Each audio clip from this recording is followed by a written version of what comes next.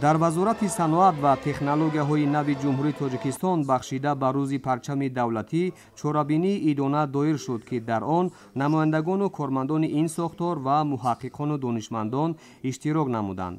парчами давлатӣ ҳамчун рамзи нангу номуси ватандорӣ эҳсоси меҳанпарастиро дар қалби ҳар як фарди кишвар бедор месозад ва миллатро ба сӯи фардои ободу озод раҳнамоӣ мекунад. ба таъкиди иштирокдорон, парчами давлатӣ барои мо тоҷикон нишонаи бақои давлат, ваҳдату ягонагӣ, ҳуввияти миллӣ ва беҳтарин василаи тарбияи наврасону ҷавонон дар рӯҳияи ифтихор аз давлатдории миллӣ ва ҳифзи арзишҳои таъриху фарҳанги халқамон мебошад.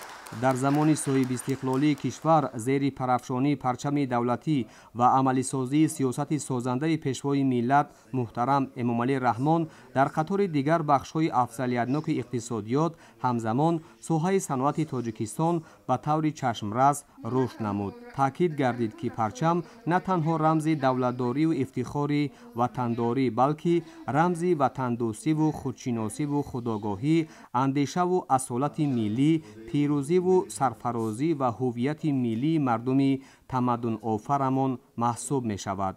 гузаштагони мо ҳазорсолаҳо таҳти парчами хеш саф кашида, тамомияти арзӣ, ҳуввияти миллӣ, ваҳдату ягонагӣ, нангу номус ва забону фарҳанги худро ҳимоят карданд. яъне парчами давлатӣ барои мо як пораи оддӣ матоъ набуда, балки дар он даъват ба муттаҳидӣ, ваҳдат, ғайрату номус, ватандӯстиву ватанпарастӣ, ҳимояи марзу бум ва саъю талош барои эъмори ҷомеаи адолатпарвар таҷассум гардидааст.